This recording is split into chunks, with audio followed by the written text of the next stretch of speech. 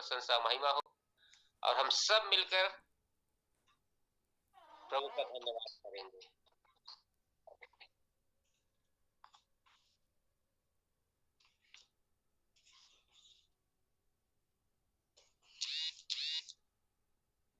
हम लोग अलग अलग क्षेत्रों से, अलग अलग प्रांतों से, अलग अलग शहरों, गांव और कुछ देशों से हम लोग शामिल होते हैं प्रति संध्या।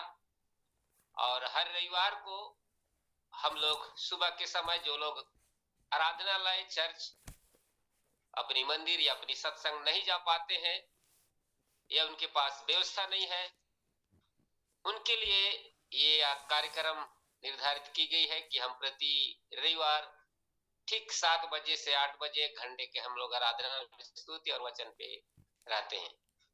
मैं धन्यवाद करता हूं आप सभी लोगों का और खासकर प्रभु के उन सभी दास दासियों का जो इस जीवनदायी वचन सत्संग में आकर वचन की सेवकाई करते हैं, लोगों के बीच सुसमाचार प्रचार करते हैं। हम सब के लिए प्रार्थना करते हैं। हृदय से उन सभी लोगों का बहुत बहुत धन्यवाद। प्रभु उनको, उनकी कलीसियाओं को बहुत आयत की आशीष प्रदान करें, सेवा में भरपूरी से इस्तेमाल करें। आज रविवार हमारे बीच प्रति रविवार सुबह के समय प्रभु के दास माननीय श्री प्रभु किंडो जी, जो रायपुर छत्तीसगढ़ से हैं, आते हैं। परंतु आज मैं आपके बीच में उपस्थित हूं। मैं धन्यवाद देता हूं ऐसा सुंदर समय देने के लिए। और मैं भी कुछ गांव में सुसमाचार के लिए जाता हूं जहां काफी विरोध हमको झेलने पड़ते हैं और आप सब लोग मिलकर प्रार्थना करते हैं। और यहाँ से करीब करीब 37 किलोमीटर पड़ता है और वहां जब हम आराधना करते हैं 3-4 जगह काफी विरोध होता है। अभी भी हम वहां जाएंगे इस आराधना सत्संग के बाद में। आइए हम सब मिलकर परमेश्वर का जब वचन पढ़ें तो मैं आप सबसे एक बार फिर से निवेदन करता हूं। और वो निवेदन ये है कि कई जगह नेटवर्क का दिक्कत रहता है, कई जगह क्लियर आवाज सुनाई नहीं देता है, कट कट के आवाज आता है। कई लोग, आप लोग नेटवर्क खोज के जुड़ते हैं। प्रभु का धन्यवाद हो कि वचन के प्रति आप सब ललायित रहते हैं। और सुबह के समय अधिकतर लोग सोते रहते हैं, खासकर शहरों में आप अपना समय निकालकर प्रभु की संगति में बने रहते हैं। आप सबका हृदय से धन्यवाद। मैं इसलिए भी इस बातों को बोल रहा हूं क्योंकि जब मैं बोलता हूं तो मैं सोच समझ के बोलता हूं, पवित्र आत्मा की अगुवाई में बोलता हूं। तो जब मैं बोलता हूं तो मुझे सुनाई देता है, क्योंकि मेरे जस्ट बगल में कान है और स्पष्ट मुझे सुनाई देता है। तो सबसे पहले जब मैं बोलता हूं तो वचन मेरे लिए है।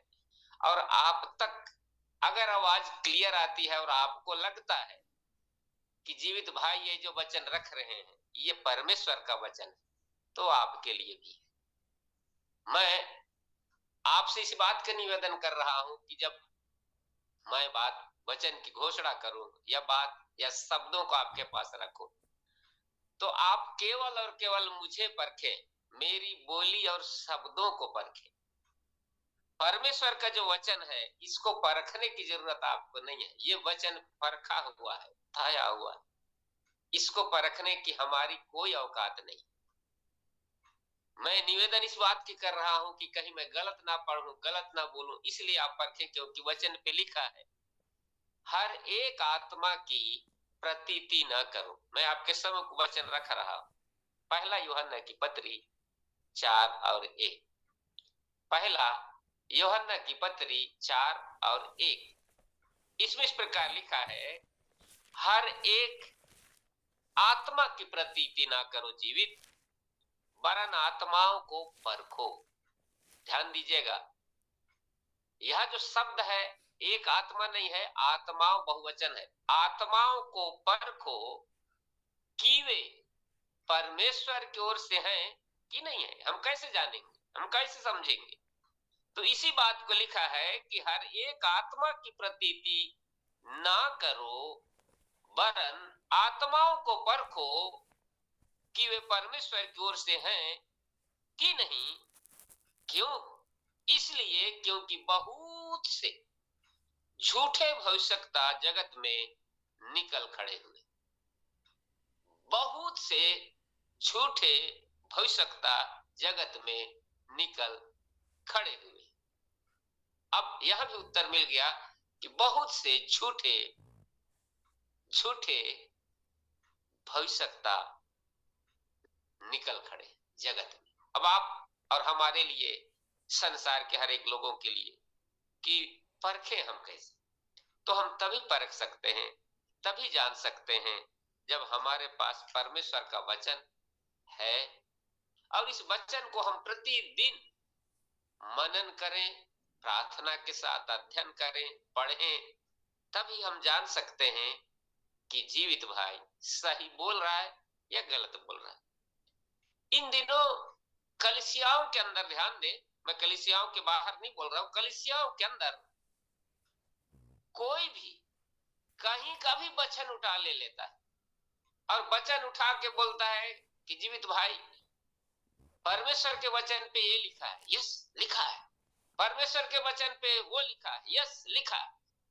लेकिन ध्यान दें, जब हम बाइबल पढ़ें तो बाइबल को संदर्भ में पढ़ना बहुत जरूरी है, कॉन्टेक्स्ट में पढ़ना बहुत जरूरी है, कॉन्टेक्स्ट में समझना बहुत जरूरी है। और इन दिनों 100 में से 90% कलीसियाओं में कॉन्टेक्स्ट के साथ, संदर्भ के साथ ना तो मनन होता है, अध्ययन होता है।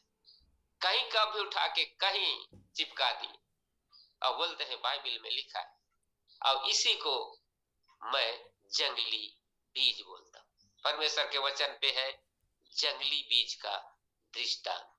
मैंने पिछले प्रसारण में इस बात का व्याख्या किया था कि जिसे परमेश्वर ने नहीं बोया है, प्रभु यीशु मसीह ने नहीं कहा है, प्रभु यीशु मसीह नहीं सिखा रहा है, प्रभु यीशु मसीह नहीं दिखा रहा है, परमेश्वर नहीं बोल रहा है, यदि उसको अगर मैं कलीसिया में बोलता हूं, मैं कलीसिया में सिखाता हूं, तो यही जंगली बीज। मैं फिर से रिपीट कर रहा, इन दिनों कलीसियाओं में जंगली बीज तेजी से, धड़ल्ले से, अगर कहूं अतिशयोक्ति ना हो, कोरोना महामारी से भी तेजी से फैल रहा है। कोरोना महामारी में तो वैक्सीन था, पूरी दुनिया में जब ये महामारी फैली तो पूरी दुनिया के लोग इकट्ठा हुए, खोजे कि भाई इसका कोई उपाय ढूंढा जाए, कोई काट ढूंढा जाए। तो उन्होंने वैक्सीन निकाला कि वैक्सीन का टीका, इंजेक्शन, दवाई लगाया जाए, खाया जाए, ताकि कोरोना महामारी रुक जाए, थम जाए। अब ये जो महामारी है, जो कलीसियाओं में जंगली बीज का, क्योंकि ये मैं नहीं बोल रहा हूं, यीशु मसीह ने स्वयं कहा है, मत्ती रचित सुसमाचार उसका अध्याय 13, जंगली बीज का दृष्टांत। 4 सुसमाचार में से केवल यही एक सुसमाचार जिसमें मत्ती रचित सुसमाचार 13 अध्याय, जब आप 24 से लेके पढ़ेंगे तो वहां लिखा हुआ है जंगली बीज का दृष्टांत। आखिर यीशु मसीह को ऐसा क्यों कहना पड़ा? बीज बोने का दृष्टांत तो 4 सुसमाचार में से तीनों सुसमाचारों में यीशु मसीह ने इस बात को कहा और उनके चेलों ने जिक्र किया। मत्ती ने भी जिक्र किया, मरकुस ने भी जिक्र किया, लूका में भी जिक्र किया। लेकिन जंगली बीज का दृष्टांत को मरकुस जिक्र नहीं करता है, लूका भी नहीं करता है और यूहन्ना भी नहीं करता है। लेकिन मत्ती इस बात को लिखता है, क्या बोलता है कि जिसको परमेश्वर ने बोया, जिसको यीशु मसीह ने बोया, वो परमेश्वर का वचन, और जिसे रात में शत्रु अर्थात शैतान ने जो बोया, वो जंगली बीज है। सीधा सिंपल है। अगर आपको परखना है, अगर मुझे चेक करना है, तो आसान तरीका क्या है? हम लोग कोई भी बात को क्या करते हैं, हम लोग नकल करते हैं कि मीना डांगरे सिस्टर जो बेंगलोर से है, बहुत सुंदर गाना गाती हैं। छत्तीसगढ़ से बहन अमरेला जी है, बहुत अच्छा गाना गाती है। अब वो अगर उनका कोई गाना हमको पसंद आए तो हम उसको सीखते हैं, फिर अपनी कलीसियाओं में गाते हैं। फलाना पादरी, फलाना पास्टर, फलाना बिशप बहुत अच्छा संदेश देते हैं, बहुत अच्छा प्रार्थना करते हैं, उनकी प्रार्थनाओं में सामर्थ्य रहता है, उनके वचनों में सामर्थ्य रहता है। हम उनका एक्टिंग को नकल करते हैं, उनका बोली को नकल करते हैं, उनकी प्रार्थना को नकल करते हैं। क्यों? क्योंकि वो अमेरिका से आए हैं, वो अफ्रीका से आए हैं, यहां से आए हैं, वहां से आए, ठीक है, लेकिन ध्यान दें क्या कि वो परमेश्वर के वचन के अनुसार है या नहीं। जैसे मैंने अभी कहा कि परखना बहुत जरूरी। और अधिकतर लोग बोलते हैं कि तेरी औकात नहीं है जीवित की तुम परखो। यस, प्रभु ने कहा है कि हर एक आत्माओं को परखना है, वचन को नहीं परखना है। क्यों परखना है, मैं इसको उदाहरण दे रहा हूं जंगली बीज का, कि हम कैसे समझें।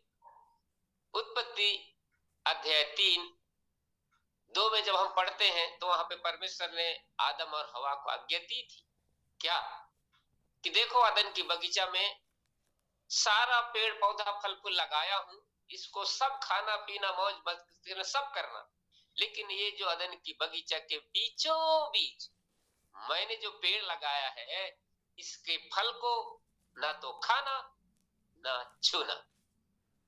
हिदायत सब। परमेश्वर ये नहीं कहा था कि ये जो पेड़ का फल है खाने में बहुत अच्छा है, दिखने में बहुत ही सुंदर है और बुद्धि चाहने योग्य, परमेश्वर नहीं कहा था। लेकिन अगर उत्पत्ति 3:6 में जब आप जाएंगे देखेंगे,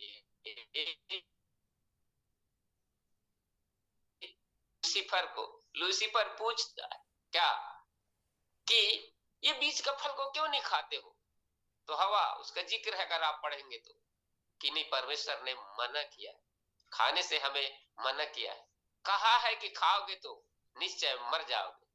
शैतान क्या बोलता है, लूसीफर क्या बोलता है, ना ना ना,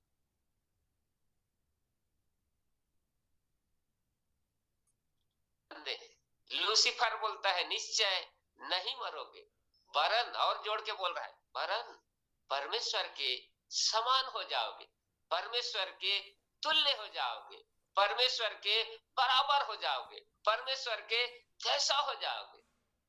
अब सोच के देखिए, अगर किसी कोई ऑफर मिले कैसा लगेगा, आपको और हमको ऑफर मिले कैसा लगेगा, हाँ यार ठीक तो बोल रहा है, ठीक तो बोल रही है, पता नहीं कितने दिन से कितने समयों से उसको दिखा रहा है, फल को दिखा रहा है, सुंदर है, मनोहर है, खाने में अच्छा है, और हवा बोलती है 3:6 में, खाने में कितना अच्छा है, देखने में कितना मनोहर है, कितना सुंदर है, कितना अच्छा है, और बुद्धि चाहने योग्य।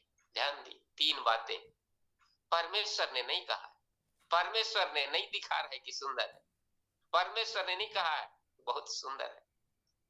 फिर हवा ये नया चीज लाया कहां से, लूसीफर के द्वारा। और आज यही चीज मैं आपको बोल रहा हूं, हो सकता है आप अलग क्षेत्रों प्रांतों शहरों से होंगे, मेरी बातों से सहमत नहीं होंगे, कोई बात नहीं, लेकिन ध्यान दें परमेश्वर का वचन को पहचानने की एक ही तरीका है। यदि परमेश्वर ने कहा है, यदि यीशु मसीह ने कहा है, यदि परमेश्वर दिखा रहा है, यीशु मसीह दिखा रहा है, इस बाइबल में है, चेलों ने कहा है, तो आप समझ लीजिए यस ये परमेश्वर का वचन है। लेकिन अगर ना परमेश्वर दिखा रहा है, ना यीशु मसीह दिखा रहा है, ना परमेश्वर कह रहा है, ना यीशु मसीह बोल रहा है, ना चेले लोग बोल रहे, तो ये जीवित भाई फिर ये दिखा कौन रहा है यार, बोल कौन रहा है यार, यही जंगली बीज है। और इसी को हम हरेक को क्या करना है, परखना बहुत जरूरी है। पहला यूहन्ना 4:1 जो मैं आपके सम्मुख रखा कि हे प्रियो, हे प्रभु के प्रिय लोगों, हर एक आत्मा की प्रतीति न करो, वरन आत्माओं को, बहुवचन शब्द है, आत्माओं को परखो कि वे परमेश्वर की ओर से हैं कि नहीं। ध्यान दें, यीशु मसीह सत्य है, यीशु मसीह का वचन सत्य है। यीशु मसीह अपने नाम से ज्यादा, परमेश्वर अपने नाम से ज्यादा अपने इस वचन को महत्व दिया है। बड़ा किया है। इसमें जीवित लकड़ा तेरे को मिला जुला के बोलने की जरूरत नहीं है, अपने तरफ से दिखाने की जरूरत नहीं है। अब सवाल ये उठता है कि संदर्भ क्या होता है जीवित? संदर्भ ये होता है कि हम बाइबिल को जैसा परमेश्वर ने कहा है, बोला है, वैसा ही पढ़ें। उदाहरण के तौर पे पुराना नियम, नया नियम। बाइबिल में दो भाग है। पुराना नियम अर्थात प्रभु यीशु मसीह के आने से पहले की घोषणा है। नया नियम यीशु मसीह के आने की बाद की बात है। अब सवाल ये उठता है, जब पुराना नियम है, हम तो बाइबिल है, तो बाइबिल में से कहीं से भी हम उठा के ले लेते हैं, जो मिस्रियों के लिए होता है, जो यहूदियों के लिए होता है, फिर भी हम बोलते हैं देखो बाइबिल में लिखा हुआ है, ये मत खाना, ये मत छूना। सही बात है, बाइबिल में लिखा है पुराना नियम में, क्योंकि उस समय राजा होते थे, लड़ाइयां होती थी, एक राजा दूसरे राजा को जीतते थे, बंदी बनाए जाते थे, जिसमें इस्राएली लोग मिस्र में बंदी बनाए गए। बहुत सारी बातें लिखी हुई, किसी को भी कहीं से उठा के ले लेते हैं। बोले नहीं, आज भी कलीसियाओं में लोग बाहर घूम रहे हैं, बोलते हैं अरे आपके कलीसिया में तो आप लोग रविवार को चर्च जाते हो, रविवार को विश्राम दिन मानते हो, आप लोग नरक जाने वाले हो। ऐसे ऐसे लोग भी घूम रहे हैं। बोलते हैं नहीं नहीं, बाइबिल के अनुसार तो विश्राम दिन, शपथ का दिन शनिवार है। यस, बाइबिल के अनुसार शनिवार ही शपथ है।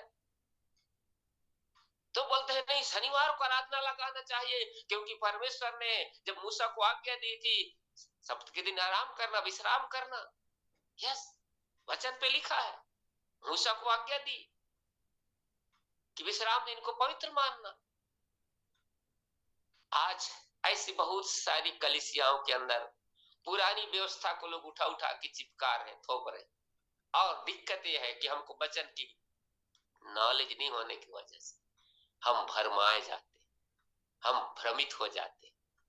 मैं आपके सम्मुख रख रहा हूं ऐसे बहुत सारी चीजें, बहुत सारे जो आज भरमाए जा रहे।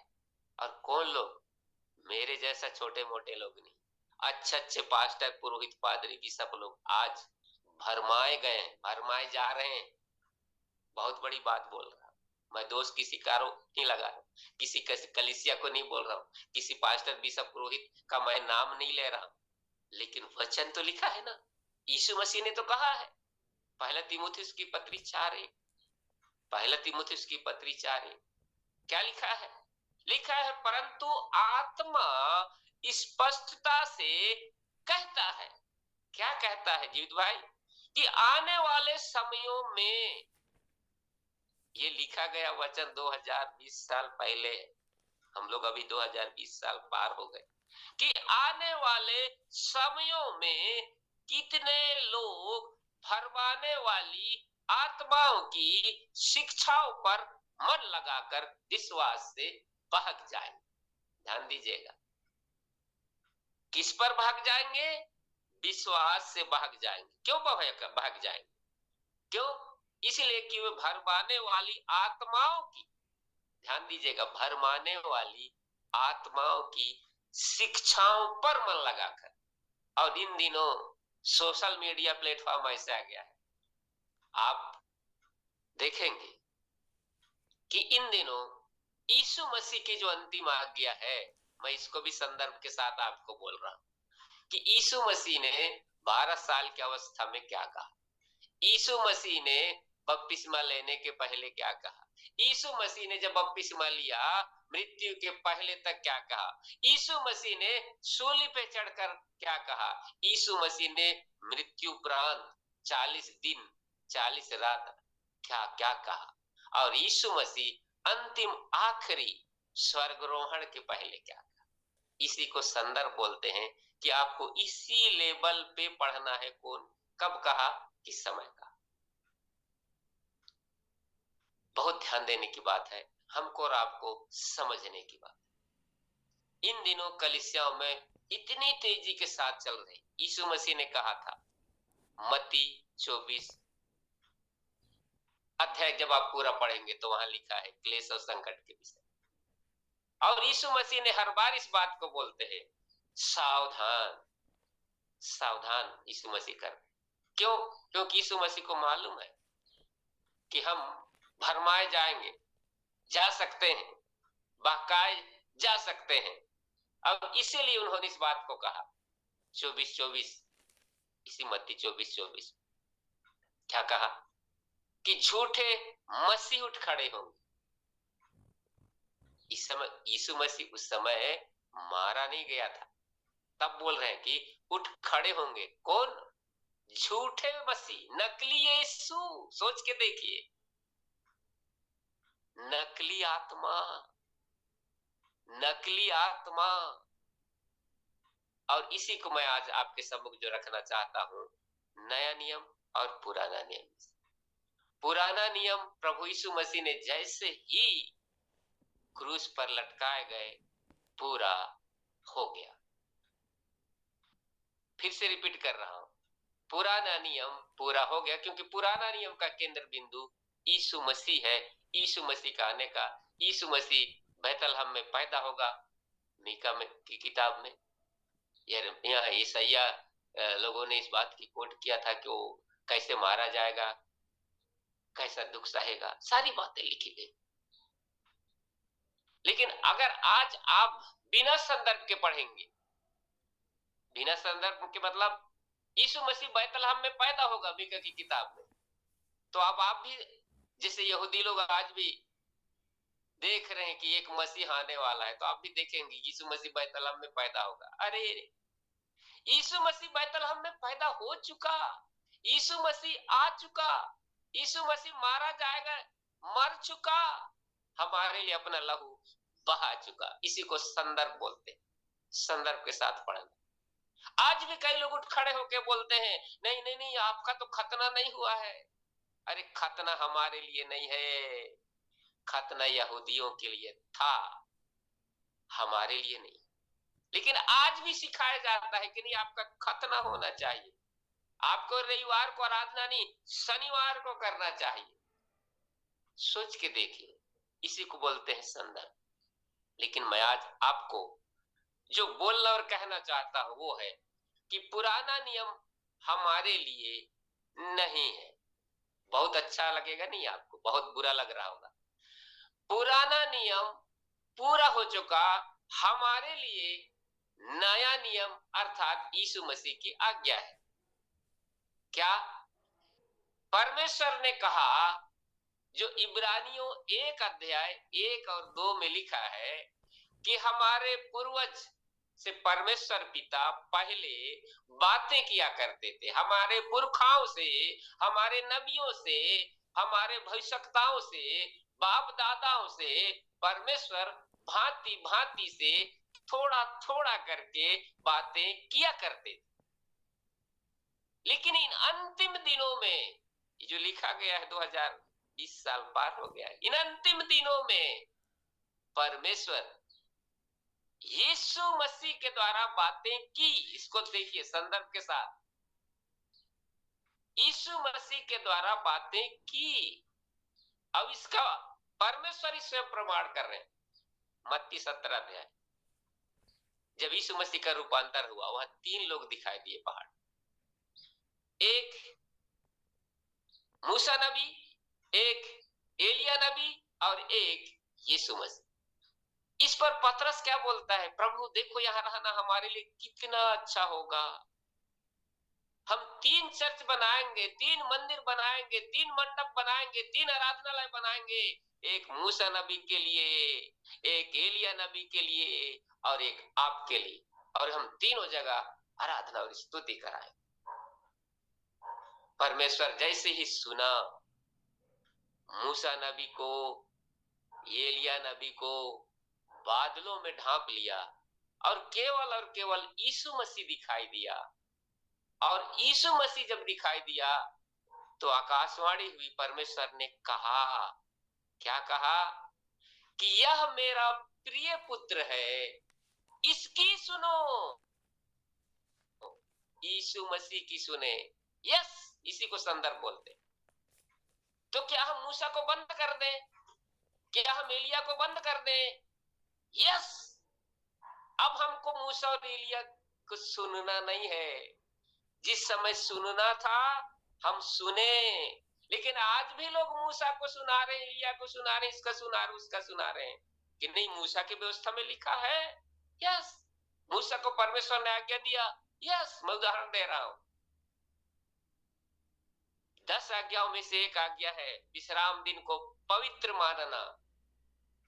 उस दिन कोई काम काज नहीं करना, ना तो तुम करना जीवित, ना तेरा घराना, ना तेरे नौकर चाकर, कोई कुछ नहीं करेगा, ना तेरे जानवर। उस दिन सब विश्राम करेंगे, इवन खाना भी नहीं खाएंगे। भाई मेरे, बहन मेरे, यदि आप शनिवार को ही मानते हैं विश्राम दिन, तो उस दिन भी तो कुछ ना कुछ हम लोग काम काजी लोग हैं, करते हैं कि नहीं करते। यदि आप रविवार को ही मानते हैं, तब भी हम लोग कुछ ना कुछ करते हैं, नहीं करते हैं, कभी ना कभी तो करते ही होंगे। तो क्या हुआ, मूसा की व्यवस्था के अनुसार हम पाप कर गए, विश्राम दिन में पाप कर गए। हालांकि आज भी 90% कलीसियाओं लोग मानते हैं विश्रामवार रविवार।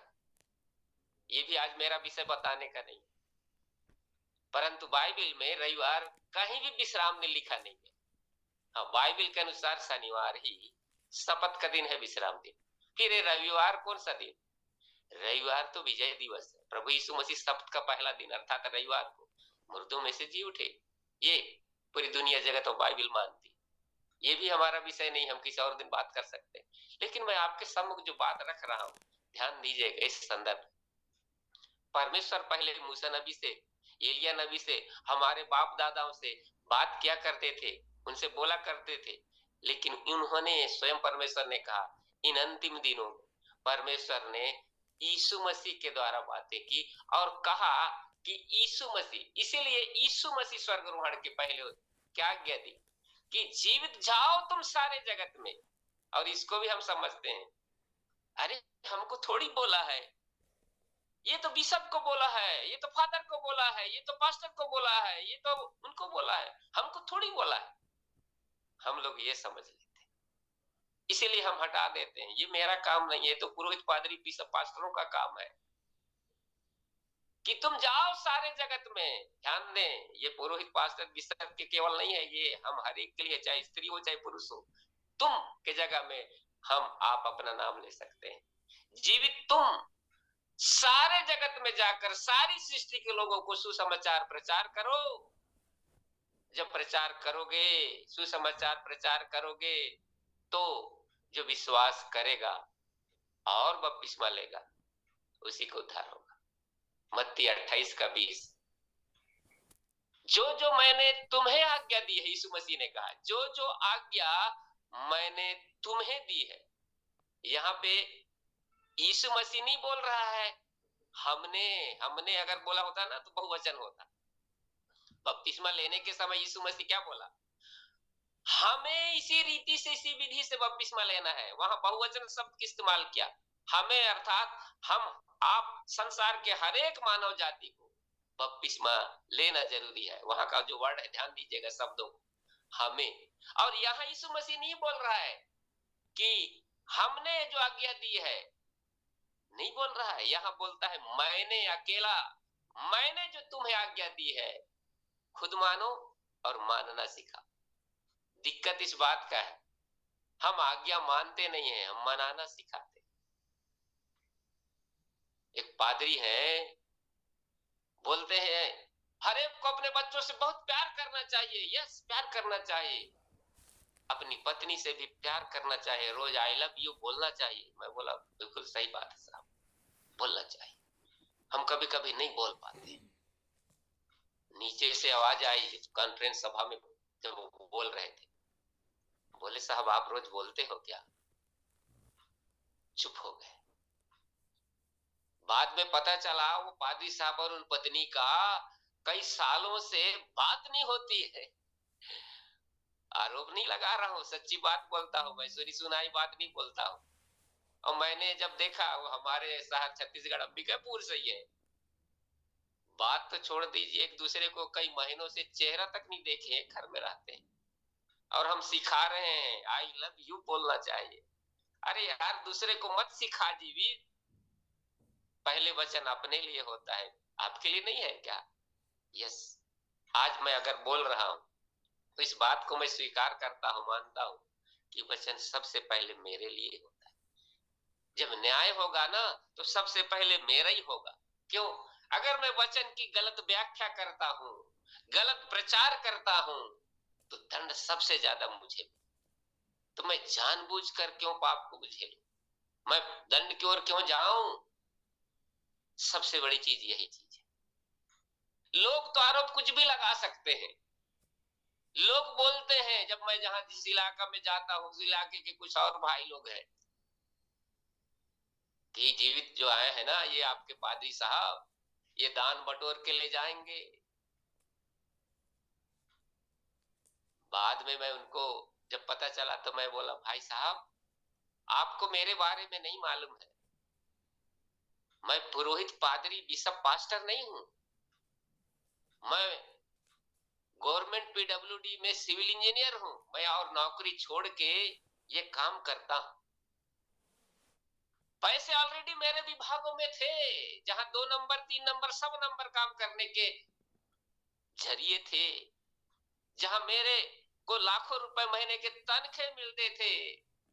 मैंने सब कुछ छोड़ के आया हूं, तो यहाँ पैसा बटोरने के लिए नहीं आया हूं। आप लोग किसी विश्वासी से पूछ लेना क्या कि मैं जो आता जाता हूं, जो दान आप चर्च में देते हैं, उसमें से 1 रुपया भी नहीं लेता हूं। लोग बाग अपने तरह से कुछ भी बोलते हैं, कुछ भी आरोप लगाते हैं। लगाओ, जो लगाना है लगाओ। सोच के देखिएगा इन अंतिम दिनों में कैसे कैसे लोग उठ खड़े होंगे, वचन का कैसे कैसे इस्तेमाल करेंगे। और इसी चीज को कहा गया, शनिवार या रविवार आप किसी को भी मान, लेकिन है तो गलत। और अगर गलत है तो आप श्रापित हो। अगर व्यवस्था के द्वारा हमारा उद्धार होता तो यीशु मसीह को इस संसार पे आना नहीं पड़ता। परमेश्वर इस संसार में यीशु मसीह को हमारे लिए नहीं भेजता। मैं एक वचन आपके सम्मुख रख के आज का संदेश को आगे बढ़ाना चाह रहा हूं। गलतियों का किताब, ध्यान दें, व्यवस्था और विश्वास के विषय में दिया हुआ है। गलतियों का किताब उसका अध्याय 3 और उसका 10 को पढ़ रहा हूं। आप घर में इसको आराम से पढ़िएगा। गलाती नाम का किताब, उसका अध्याय 3 10, व्यवस्था या विश्वास, उसका हेडिंग लाइन ऊपर में। और ये पूरा चैप्टर में आप ध्यान दीजिएगा, व्यवस्था और विश्वास के विषय में दिया गया बहुत अच्छे से। इसलिए जितने लोग व्यवस्था के कामों पर भरोसा रखते हैं, जितने लोग व्यवस्था के कामों पर भरोसा रखते हैं, वे सब सांप के अधीन। मैं नहीं बोल रहा हूं, मेरी औकात नहीं है, लेकिन जो लिखा है मैं उसको आपके सम्मुख रख रहा हूं। कौन लोग सांप के अधीन है? जो लोग व्यवस्था के कामों पर भरोसा रखते हैं, इस पुरानी व्यवस्था नियम को मानते हैं। आगे लिखा है, जो कोई व्यवस्था की पुस्तक में लिखी हुई सब बातों के करने में स्थिर नहीं रहता, वो साबित है। व्यवस्था में लिखी हुई बातों को करने में स्थिर नहीं रहता, कर नहीं पाता, वो साबित है। इसलिए मैंने उदाहरण दिया था, एक विश्राम दिन को पवित्र मानना परमेश्वर की सख्त आज्ञा मूसा को दिया था। आप शनिवार मानो चाहे रविवार मानो, हम कुछ ना कुछ तो करते ही है। अब वहां पे हम गिर गए, इसका मतलब हम साबित बने। और यीशु मसीह ने इसी श्राप से छुड़ाने के लिए संसार जगत में आया। और लिखा हुआ इसी का 13 में, मसीह ने जो हमारे लिए साबित बना, हमें मोल लेकर व्यवस्था के साप से छुड़ाया। व्यवस्था के साप से छुड़ाया। और आज भी लोग प्रचार करते हैं कि नहीं, आप श्रापित हो। पुराना नियम में लिखा है कि 7 पीढ़ियों का दंड दिया करता हूं, पितरों पर पुत्रों, और वहां से वहां तक का दिया कर। यस, पुराने नियम में था। अब वो हमारे लिए नहीं। कब से? जब से हमने यीशु मसीह को उद्धार करता ग्रहण किया, जब से हमने मन को फिरा लिया है, यीशु मसीह हमारे लिए श्रापित बना। यीशु मसीह जो काट पर लटकाया जाता है, लिखा है, हमें मोल लेकर श्राप से आजाद कर दिया है, छुड़ा दिया। फिर श्रापित क्यों बनते हो? हमें श्राप क्यों लेके जाते हो? फिर विश्राम दिन, ये दिन वो दिन क्यों करते हो? ध्यान दें, पुराना नियम, व्यवस्था हमारे लिए नहीं है। फिर से मैं रिपीट कर रहा हूं, व्यवस्था हमारे लिए नहीं है। हम व्यवस्था से आजाद हो गए। और कब आजाद हुए? जब प्रभु यीशु मसीह क्रूस पर लटकाए गए, और क्रूस पर लटका के जैसे ही अपना प्राण छोड़े, ध्यान दीजिएगा, पहले पुराना नियम में परमेश्वर तंबू में रहा करते थे, परमेश्वर मंदिरों में रहा करते थे, और वो भी मंदिर में पाट होता था, और अंदर में, और उसमें भी पर्दा लगा होता था, वहां कोई नहीं पहुंच सकता था, केवल महायाजक पहुंचता था। ध्यान दें, जब यीशु मसीह प्राण त्यागे तो मंदिर का पर्दा ऊपर से नीचे फट गया। क्यों फटा जीवित भाई? किसने फाड़ा? तो जिसने ये व्यवस्था किया था उसी ने फाड़ा, परमेश्वर खुद फाड़ दिया। अब मुझे मंदिरों में रहने की जरूरत नहीं है, अब मुझे तंबुओं में रहने की जरूरत नहीं है, टबरनेकल में रहने की जरूरत नहीं है। अब मैं हर एक मानव के हृदय और मन में रहूंगा, उनमें बसूंगा, उनमें चला फिरा करूंगा। लेकिन आज भी सिखाया जाता है, ना ना ना, परमेश्वर तो चर्च में रहता है, परमेश्वर तो मंदिर में रहता है। फिर पुराने व्यवस्था ले जाते हैं, अगर मंदिर में रहता तो यरूशलेम में इतना बड़ा मंदिर क्यों बनवाया होता?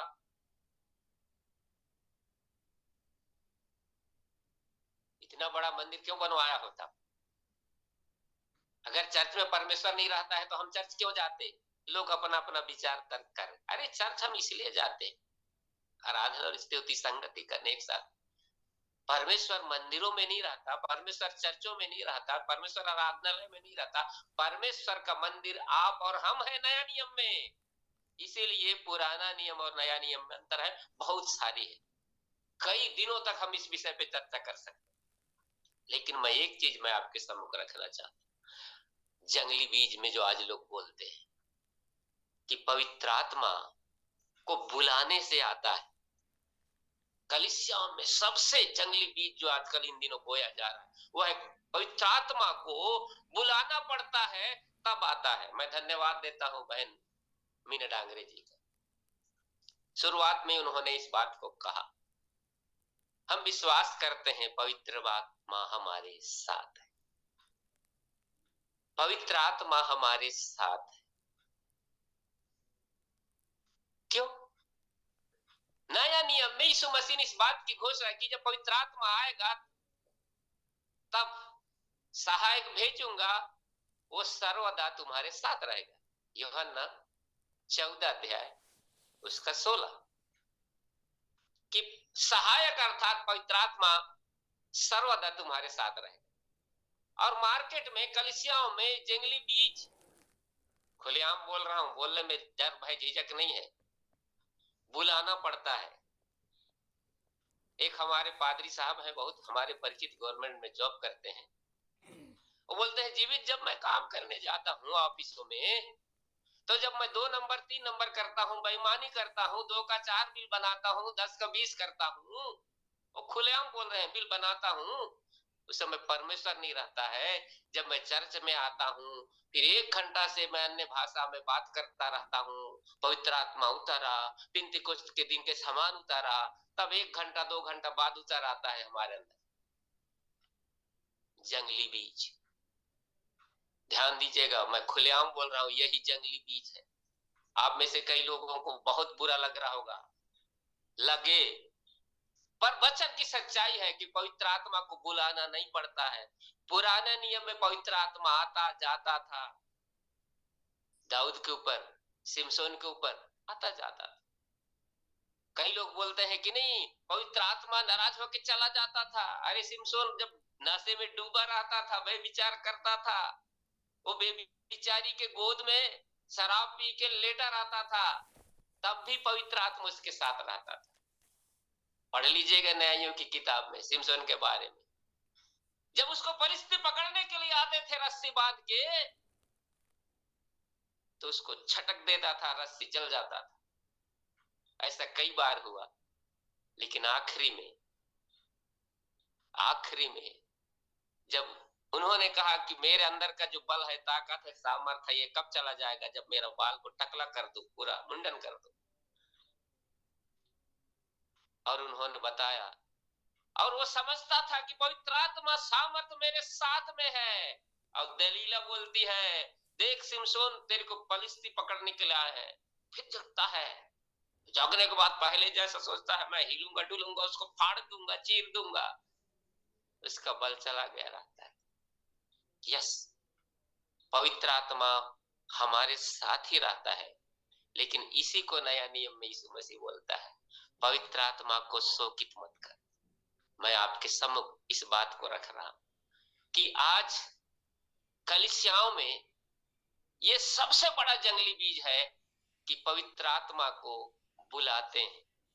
इसका मतलब ध्यान दीजिएगा, बहुत बड़ी बात बोल रहा हूं, आप विश्वास नहीं करते हो कि आपके साथ पवित्र आत्मा रहता है। आप विश्वास करते हो कि आपके साथ पवित्र आत्मा नहीं रहता है। जितने लोग बोलते हैं पवित्र आत्मा आ जाओ, पिंतीकोस्त के दिन के समान आ जाओ, पवित्र आत्मा आ चुका है पिंतीकोस्त के दिन। और पवित्र आत्मा आया तो कैसे आया? वहां पे लिखा हुआ है, हिल गया, भूइडोल हो गया, आंधी किसी सनसनाहट के साथ में, आग किसी जीभ फटती हुई दिखाई दी और उन पर आके ठहर गए, लिखा। क्योंकि यहूदियों को चिन्ह चमत्कार चाहिए था और इतना बड़ा ऐसा कभी नहीं हुआ था और आगे भी कभी नहीं होगा। मैं फिर रिपीट कर रहा हूं, अगर आप धोखे में होंगे ना कि मैं उतरा उतरा बोलूंगा पिंतीकोस्त के दिन के समान, अग्नि ज्वाला के समान मेरी जीभ में ठहर जा, नहीं आएगा, उस नहीं दिखेगा, क्योंकि ये चिन्ह चमत्कार उस दिन के लिए था। लेकिन अगर आज भी आप सोचते होंगे ना, नहीं होगा।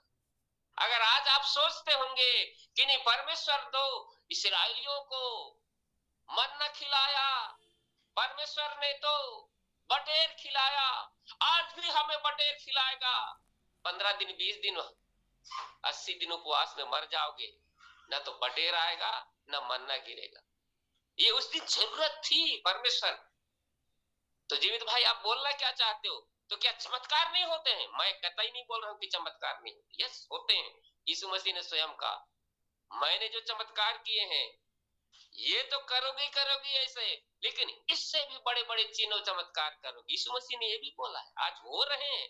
मैं चमत्कार के विरोध में नहीं हूं, आश्चर्य कर्मों के विरोध में नहीं हूं, लेकिन मैं जो आपके सब बोलना चाहता हूं कि कलीसियाओं में इन दिनों जंगली बीज तेजी के साथ फैल रहा है। कोरोना महामारी से भी ताजा तेजी से फैल रहा है, और उसमें से एक मैं जो आपके सम्मुख रख रहा हूं, यही कि पवित्र आत्मा को बुलाना पड़ता है, पवित्र आत्मा को बुलाना पड़ता है। जंगली बीज, नया नियम में कहीं नहीं लिखा है कि पवित्र आत्मा को बुलाना पड़ता है। तो जीवित भाई, हम कैसे जानेंगे कि पवित्र आत्मा आया? यस, पुराने नियम में पवित्र आत्मा जाता था, पवित्र आत्मा में अभिषेक किया जाता था तेल से, बर्तन में रख के, कटोरी में रख के तेल से सिर में से अभिषेक किया जाता था। पुराने नियम का कॉन्सेप्ट आज भी नए नियम में इन दिनों कलीसिया में लोग इस्तेमाल कर रहे हैं, क्योंकि वचन पे लिखा है, दिखाते हैं, देखो वचन पे लिखा हुआ है। जंगली बीज, नया नियम में ना तो पतरस, ना तो यूहन्ना, ना ही 11 चेले, ना ही पौलुस ऐसा किया। इसीलिए मैंने शुरुआत में बोला, हम कैसे चेक कर सकते हैं? तो चेक करने का बहुत ही आसान तरीका है। क्या परमेश्वर ने बोला? परमेश्वर ने दिखाया? नहीं दिखाया हवा को, फिर वो दिखा कौन रहा? परमेश्वर ने यहाँ जो अभिषेक की बात यीशु मसीह ने वचन पे क्लियर कर दिया कि जब मैं जाऊंगा तो तुम्हारे लिए सहायक पवित्र आत्मा भेजूंगा जो सर्वदा तुम्हारे साथ रहेगा। जब वो यीशु ने कहा सर्वदा तुम्हारे साथ रहेगा, नहीं आएगा जाएगा, साथ ही रहेगा, तो यहां सिखाया जाता है कि नहीं, वो नाराज होकर चला जाता है ना जब हम पाप करते, तो पाप करते ही क्यों हो यार? यीशु मसीह में आने के बाद पाप करते ही क्यों हो चला जाता है लोगों का? मैं थोड़ा सा इस विषय में बात करना चाहता हूँ। यस, पहले पवित्र आत्मा तेल के द्वारा, अभिषेक के द्वारा किया जाता था, ये पुराना व्यवस्था था, है नहीं। नई व्यवस्था में क्या हुआ? पेंतीकोस्त के दिन में पवित्र आत्मा आया, प्रेरितों के काम अध्याय 2। इसके बाद पवित्र आत्मा हाथ रखने पर उतर आता था। तो पतरस ने हाथ रखे, पौलुस ने हाथ रखे, कहां कहां रखे? प्रेरितों के काम 8 अध्याय 16-17। आप आराम से घर में देखना, वहां लिखा हुआ है कि ज्यों ही हाथ रखे पवित्र आत्मा उन पर उतरा। प्रेरितों के काम 19 अध्याय जब आप पढ़ोगे तो वहां लिखा हुआ है कि हाथ रखे पवित्र आत्मा उतरा। फिर जीवित कॉन्सेप्ट क्या है आगे? इसके बारे में लिखा हुआ है कि पवित्र आत्मा उतरा। कॉन्टेक्स्ट में बात कर रहा था, संदर्भ ये क्या है? संदर्भ ये है, स्टेप बाय स्टेप देखिए, पुराना नियम नया नियम। उसके बाद जब हाथ रखा जाता था वो किनको पर रखा जाता था? अन्य जातियों पर, यहूदियों पर? इसको आपको ध्यान रखना है। जहां जहां बाइबल में दिखाया गया है कि हाथ रखे, वो सारे के सारे यहूदी लोग थे। आप देख लीजिएगा 8 अध्याय प्रेरितों के काम, 19 अध्याय। लेकिन जहां हाथ नहीं रखे वो है प्रेरितों के काम अध्याय 10 का 44। क्या लिखा है वहां? मैं आपके सम्मुख पढ़ दे रहा हूं, ध्यान से आप लोग सुनिएगा। यदि आपके पास बाइबल है तो आप उसको जरूर देखिएगा। प्रेरितों के काम अध्याय 10 उसका 44, हेडिंग लाइन है अन्य जातियों पर पवित्र आत्मा उतरना। पतरस ये बातें कह ही रहा था। अगर आप इसको थोड़ा सा संदर्भ में पीछे से पढ़ेंगे तो और अच्छा, पीछे से आप जरूर पढ़िएगा, पर मैं 44 से पढ़ रहा हूं। पतरस ये बातें कह ही रहा था कि पवित्र आत्मा वचन के सब सुनने वालों पर, ध्यान दीजिएगा, वचन के सब सुनने वालों पर, किसी किसी पर नहीं, वचन के सब सुनने वालों पर उतर आया। अब जितने खतना किए हुए विश्वासी पतरस के साथ आए थे, यहूदी लोग आए थे, वे सब चकित हुए और कहने लगे देखो अन्य जातियों पर भी पवित्र आत्मा का दान होने लग गया। तो पवित्र आत्मा का दान है ना, ये परमेश्वर यीशु मसीह के हाथ में, वो जिसको चाहता है उसको दे देता है। और लिखा हुआ है अन्य जातियों पर कैसे उतरा? तो वचन को सुनते सुनते उतरा। अब सुनेगा कब? जब कोई सुसमाचार प्रचार करेगा। इसीलिए यीशु मसीह ने कहा था कि जीवित जाओ, सारे जगत के लोगों को, सारे सृष्टि के लोगों को, सारे जातियों के लोगों को सुसमाचार प्रचार करो। और हमारे लिए ये प्लेटफॉर्म जो है जीवनदायी वचन सत्संग, ऐसे बहुत सारे ऑनलाइन का जो आप चलाते हैं, आपके पास में है प्लेटफॉर्म है जहां वचन को प्रचार किया जाता है। मन में कई बार लगता था यार सारी जगत में क्या हम तो मोहल्ले में प्रचार नहीं कर पाते हैं, तो सारी जगत में इस ऑनलाइन के माध्यम से 4-5 देश के लोग जुड़ते हैं, कई प्रांतों से हम लोग जुड़ते हैं, गांव से है, शहर हो, कहीं से भी। तो यीशु मसीह ने जो कहा था यही तो पूरा हो रहा है, यही तो आपको करना है। आज भी हम कई लोगों को बोलते हैं कि नहीं पादरी साहब आपको संदेश देना है, बोले मेरे पास टाइम नहीं है यार, मैं बहुत बिजी रहता हूँ। बोले महीने में तो कभी टाइम मिलता होगा, कभी सुबह दे दीजिए या कभी शाम। नहीं यार मैं बहुत बिजी हूँ। एक पादरी साहब को हम बोले साहब आपसे हमें कुछ सीखना है, आप हमें समय दे दीजिए। बोलते यार मैं बहुत बिजी हूँ। मैं बोला रात का समय दे दीजिए, 2 बजे 3 बजे 4 बजे, मैं रात भर प्रार्थना करता हूँ। मैं बोला 2 महीने बाद समय दीजिए, मैं बिजी हूँ। 6 महीना बाद दीजिए, मैं बिजी हूँ। मैं बोला बहुत बहुत धन्यवाद, मैं पहली बार आपके जैसे प्रार्थना करने वाला पादरी सुनाव देखा जो पूरी रात प्रार्थना करते हैं और जो सीखने चाहते हैं उनके पास समय नहीं है। प्रभु आपको आशीष दे। मैं अब आप सोच सकते हैं ऐसे ऐसे लोग, तो आप प्रचार कर सकते हैं जब आपको प्रभु इस्तेमाल करे। प्रचार तभी करेंगे जब आपके अंदर पवित्र आत्मा होगा। मैं फिर से रिपीट कर रहा हूं, यीशु मसीह ने कहा जब पवित्र आत्मा तुम पर आएगा तब लोटपोट हो गया। ऐसा नहीं बोला जो इन दिनों कलीसियाओं में हो रहा है, इसी को बोलता हूं जंगली बीज। पवित्र आत्मा आएगा तब तुम सामर्थ पाओगे और दुनिया के छोर तक, प्रेरितों के काम 1:8 में बोलता है, यरूशलेम में, सामरिया में, यरूशलेम में और दुनिया के छोर तक तुम मेरे गवाह हो। अरे बोलने से नहीं डरोगे, नहीं झिझकोगे, कौन जेल में डालेगा, कौन क्या कहेगा, बस। लेकिन आज अगर कोई कुछ बोल दे तो हम नाराज हो जाते, अरे फलाना ने वाला ऐसा बोला है, मेरे को बोला। ध्यान दीजिएगा, यीशु मसीह सत्य है, यीशु मसीह का वचन सत्य है। यीशु मसीह का वचन प्रचार करना छोड़ के हम बहुत सारी बातों को ज्यादा ध्यान देते हैं। मैं आपके सम्मुख जो रख रहा था वह है पवित्र आत्मा, और इस पवित्र आत्मा के विषय में कहा गया है स्टेप बाय स्टेप। अब जीवित भाई, ये पवित्र आत्मा इन दिनों हम कैसे जानेंगे? तो मैंने बताया कि हम अन्य जाति हैं, हम यहूदी लोग नहीं है, हमारे ऊपर हाथ रखने की जरूरत नहीं है। लेकिन वही पुराना कॉन्सेप्ट, पतरस का कॉन्सेप्ट, और पुराना कि नहीं, हाथ पौलुस ने रखा था ना, पतरस ने रखा था ना, हम तुम्हारे ऊपर हाथ रखेंगे तब पवित्र आत्मा उतरेगा। फिर जब हाथ रखा जाता है कलीसिया में, ध्यान दीजिएगा, फिर आदमी हिलने लगता है। तो कलीसिया के लोगों, पादरी बोलते हैं देखो कितना सामर्थ के साथ पवित्र आत्मा इस पर आ गया। जंगली बीज। अरे पेंतिकोस्त की जब पवित्र आत्मा आया तो लोग लोटपोट नहीं होने लगे। फिर तो के काम 10 अध्याय में जब पवित्र आत्मा उतरा, 8 अध्याय में जब हाथ रखे तो लोग लोटपोट नहीं हो रहे थे।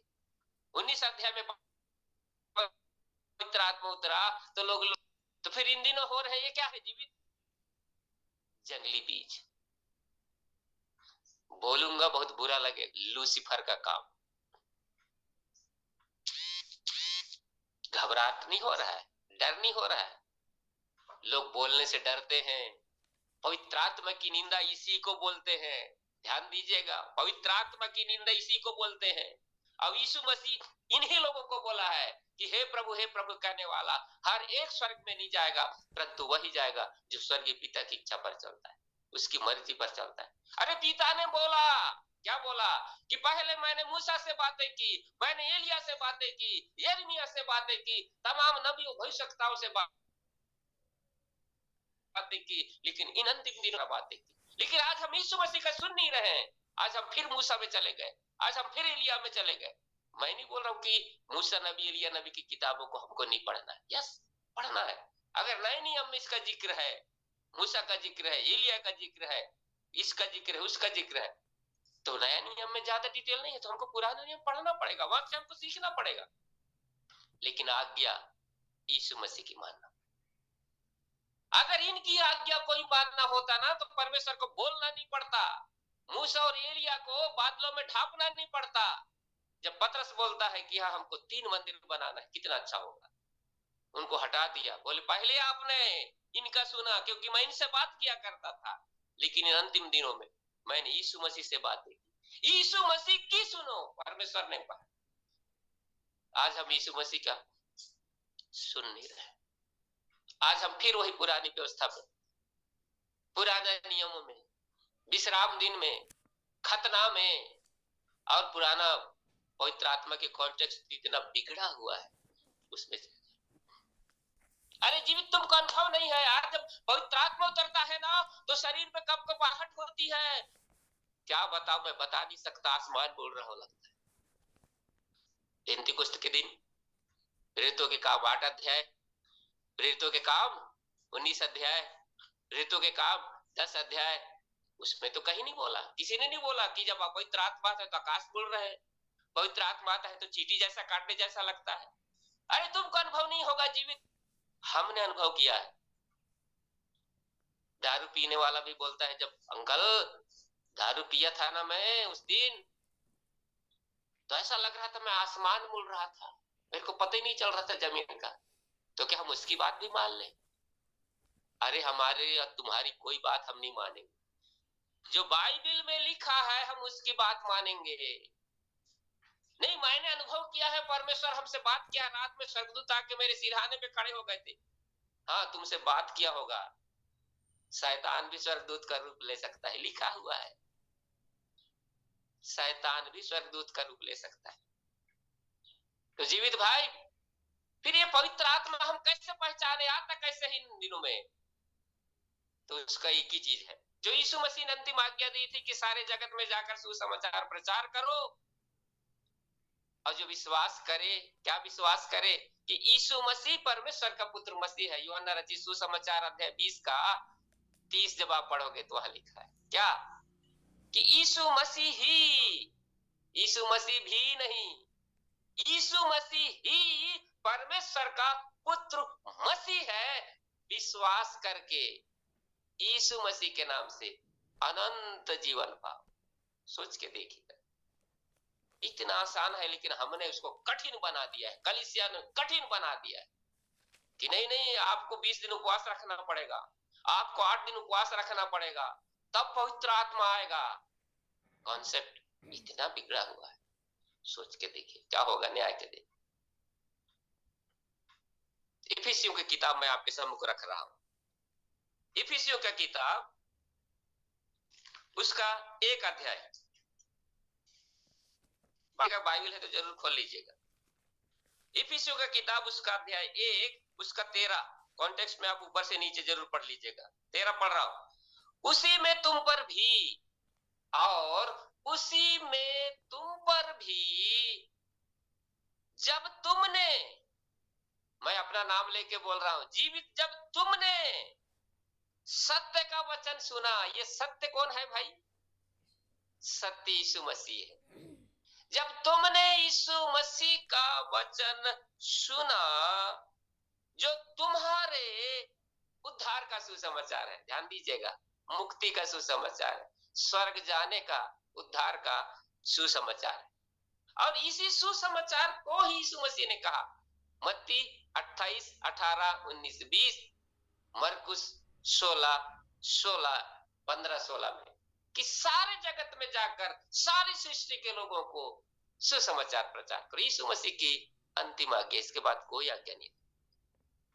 उसी का लिखा है कि तुम्हारे उद्धार का सुसमाचार है, और जिस पर तुमने, किसने? तुमने विश्वास किया, प्रतिज्ञा किए हुए पवित्र आत्मा की छाप लगी। पवित्र आत्मा की छाप लगी, मुहर लग गई कि तुम्हारे अंदर पवित्र आत्मा की छाप परमेश्वर ने, यीशु मसीह ने लगा दी। यस, तुम्हारे अंदर पवित्र आत्मा ने भेज दी। इसीलिए यीशु मसीह ने कहा था कि जब मैं पिता के पास जाऊंगा तो तुम्हारे लिए एक सहायक पवित्र आत्मा भेजूंगा, जो सर्वदा तुम्हारे साथ रहे। और आज कलीसियाओं में जंगली बीजों ने बो दिया है कि नहीं, उसको बुलाना पड़ता है। जब घर से आते हो तो आपके साथ पवित्र आत्मा नहीं रहता, आप घोषणा कर रहे हैं। जब चर्चों में घंटों बोलते उतरा उतरा, पेंतीकोस्त के दिन के समान पवित्र आत्मा उतरा। क्या नाटक चल रहा है? बहुत बुरा लगेगा, लेकिन है बुरा। 100 में 99% चर्चों में आजकल यही हो रहा है। देखा देखी, वो अफ्रीका वाला आया था, अमेरिका वाला आया था, कनाडा वाला आया था, ऑस्ट्रेलिया वाला आया था, चाइना वाला आया था, लेके आया, जंगली बीज फैलते जा रहे हैं। ध्यान दें, न्याय सबका तगड़ा होगा। कलीसिया के हिसाब से न्याय नहीं होगा, मेरे विचार से न्याय नहीं होगा। न्याय जो होगा ना, इस वचन के हिसाब से होगा। यीशु मसीह बोलेगा कि तुम्हारे पास तो मैंने बोल रखा था, मैंने तुमको वचन में बोल दिया है, बता दिया है। फिर ये जो बुला किसको रहे हो तुम? पेंतीकोस्त के दिन के समान किसको बुला रहे हो? आप किसी जीवित 2020 साल गुजर गए, आज तक तो ऐसा हुआ नहीं। पेंतीकोस्त के दिन के समान ना पौलुस के साथ हुआ, ना पतरस के साथ दोबारा फिर नहीं हुआ है। आग की भी नहीं आई है, भूडोल नहीं हुआ है। तो आपके साथ क्या लग रहा है? अरे समझा कर वचन का। उस समय जरूरत थी भूकंप की, उस समय जरूरत थी आग की सी चीज है, क्योंकि परमेश्वर ने घोषणा की थी पूरा यहूदियों को तो चिन्ह चमत्कार चाहिए, ऐसे विश्वास करने वालों में नहीं थे। लेकिन आप और हम धन्य लोग कि आपने, हमने परमेश्वर के वचन को विश्वास किया। मैं एक वचन और आपके सम्मुख रख रहा हूं। क्या सचमुच हमारे अंदर पवित्र आत्मा है? यस, आपके और हमारे सब के अंदर पवित्र आत्मा है, जिसने परमेश्वर के वचन को सुना, मन फिराया और यह विश्वास किया कि यीशु मसीह ही परमेश्वर का पुत्र मसीह है, और मेरे पाप और गुनाहों के लिए मारा गया, गाड़ा गया, मृतकों में से जी उठा। जो स्वीकार करता है उसके अंदर पवित्र आत्मा है। लेकिन अगर कोई कहता है कि नहीं पवित्र आत्मा आपके अंदर नहीं है, बुलाना पड़ता है, वो समझ लीजिए उसके अंदर जंगली बीज है। उसके अंदर जंगली बीज है। मैं बोलना चाहता हूं बहुत बड़ी बीज चीज, वो प्रभु का आदमी नहीं है, वो लूसीफर का। इसी इफिसियों की पत्री उसका 4:30 पढ़ रहा हूं, ध्यान दीजिएगा। यहाँ पे लिखा है पवित्र आत्मा की छाप के बारे में, परमेश्वर के पवित्र आत्मा को शोकित मत करो जीवित। क्यों? क्योंकि पवित्र आत्मा तुमको दी गई है, तो पाप करके, बुराई करके, निंदा करके, ये गलत काम, वो गलत काम करके पवित्र आत्मा को शोकित मत करो। दाऊद शोकित कर रहा था, सिमसोन शोकित कर रहा था, और ऐसे तमाम लोग आप और हम आज शोकित करते हैं। इसलिए बोल रहा है परमेश्वर के पवित्र आत्मा को शोकित मत करो, जिससे तुम पर छुटकारे के दिन के लिए छाप दी गई है, मुहर लगा दी गई है। फिर ये बुला किसको रहे हो यार? फिर सिखाया जाता है कि अगर कोई ऐसा सिखाता है वो गलत टीचिंग है। अरे बाइबल से संदर्भ दो ना भाई, नया नियम से तो दोगे नहीं, पुराना नियम से बताओगे देखो उसके ऊपर ऐसा आता था, इसके ऊपर ये आता था। यीशु मसीह तो पवित्र आत्मा से जन्मा था, फिर उसको जब बपतिस्मा लिया फिर पवित्र आत्मा उतरा। कैसा टीचिंग? अरे पवित्र आत्मा का जैसा है वैसे ही ना करोगे, कैसा करोगे? इधर तो बात कर नहीं रहे हो। यीशु मसीह बोल रहे हैं कि पवित्र आत्मा सर्वदा तुम्हारे साथ रहे, और जब पवित्र आत्मा आएगा तो लोटपोट नहीं होगे। इन दिनों जो कलीसियाओं में, खासकर पंजाब हमारे देश में हो रहा है, पादरी घोषणा करता है कि देखो अभी पवित्र आत्मा आ रहा है, आप जोर जोर से हंसने लगोगे, पूरी कलीसिया जोर जोर से हंस रही है, लोग उठा पटक हो रहे। पवित्र आत्मा भी आ रही है, अभी रोने लगोगे, लोग जोर से रोने लगे। पवित्र आत्मा अभी आ रही है, अभी आप लोग नाचने लगोगे, लोग नाचने लग रहे। लूसीफर की टीचिंग, ध्यान दीजिएगा, बहुत बड़ी बात बोल रहा हूं। जब पेंतिकोस्त के दिन आया तो लोग हंसने नहीं लगे, रोने नहीं लगे, नाचने नहीं लगे। पतरस के ऊपर, चेलों के ऊपर आया, नहीं हुए। लेकिन आज जा रहे हैं तो लोग नाच गा रहे हैं, और पादरी खुद गिर जा रहा है, लोटपोट हो रहा है, उसको 4 लोग उठा रहे हैं। और बाद में पादरी बोल रहा है मेरे अंदर जोर से पवित्र आत्मा उतरा था, इसलिए मैं जमीन पे फटाक से गिर गया। वो पवित्र आत्मा नहीं था। उसी को यहाँ 2 कुरिन्थी 11:4 में बोलता है, यदि कोई तुम्हारे पास आकर किसी दूसरे यीशु का प्रचार करे, नकली यीशु का प्रचार करे, जिसका प्रचार हमने नहीं किया, पौलुस यहाँ दबंगाई से बोलता है। फिर क्या बोलता है? यदि कोई और तुम्हें दूसरी आत्मा मिले, हमको तो पवित्र आत्मा मिल गया है, तो फिर आज बुला रहे हो कौन सी आत्मा है? उसी के बारे में बोल रहा है। कोई और आत्मा मिले जो तुम्हें, तो बाल खुला के महिलाएं नाचते रहते, जो बाहर होता था मंदिरों में, दरगाह में, अब चर्चों में हो रहा है। बोले पवित्र आत्मा उतर गया है। अरे पवित्र आत्मा नहीं, हम तो बोले भैया उसके अंदर भूत है सीधा। बाल खुला करके नाच रही है, अरे भूत है उसके अंदर। भाई मेरे, पवित्र आत्मा के विषय में इतना साफ सुथरा क्लियर है, पवित्र आत्मा के विषय में इतना क्लियर है, इसको आप कठिन मत बनाइए। लिखा हुआ है जब पवित्र आत्मा सहायक तुम पर आएगा, यूहन्ना रचित सुसमाचार उसका 14 का ही मैं आपके सम्मुख रख रहा हूं। क्या होगा? यहाँ पे लिखा हुआ है 14:26, परंतु सहायक अर्थात पवित्र आत्मा जिसे पिता मेरे नाम से भेजेगा, यीशु मसीह बोल रहे हैं, वह तुम्हें सब बातें सिखाएगा, जो कुछ मैंने तुमसे कहा है। यीशु मसीह बोल रहा है जो जो मैंने तुमसे कहा है, आज्ञा दिया है, वो सब सिखाएगा, बताएगा, तुम्हें स्मरण कराएगा। लोटपोट नहीं करवाएगा, जोर जोर से नहीं हंसवाएगा, उठापटक नहीं करवाएगा, मुंह से छा छा झाग नहीं निकालेगा। क्या कराएगा? यीशु मसीह बोल रहे हैं, मैंने जो जो संसार पे रह के तुमसे कहा है वो सारी बात स्मरण करेगा, उस समय बोला। लेकिन आज हमारे पास ये पवित्र आत्मा का लिखा हुआ, प्रूफ किया हुआ सारा वचन है, इन वचनों में होना चाहिए। और इसका जीता जागता उदाहरण अंतिम में बोल के संदेश समाप्त कर रहा हूं। पतरस को कहा था कि मैं यरूशलेम में मारा जाऊंगा, पीटा जाऊंगा, मेरी मृत्यु होगी, लोग मारेंगे मुझे। पतरस बोलता है, मेरे रहते हुए कोई मार देगा, पीट देगा, मेरे पास तलवार भी है और मेरी जान चली जाए, लेकिन मैं मरने पिटने नहीं दूंगा, मैं इनकार नहीं करूंगा। जबकि यीशु मसीह बोला था तू 3 बार इनकार करेगा। आज रात को मुर्गा बांग देने से पहले तो 3 बार इनकार करेगा। नहीं नहीं नहीं नहीं, कसम खा के बोलता है, मर मिट जाऊंगा, इनकार नहीं करूंगा। लेकिन पहली बार इनकार किया, दूसरी बार इनकार किया और तीसरी बार भी इनकार कर रहा था। लेकिन तीसरी बार वो आदमी दबंगाई से बोलता है, कौन? मलखुस, जिसका पतरस कान उड़ा दिया था।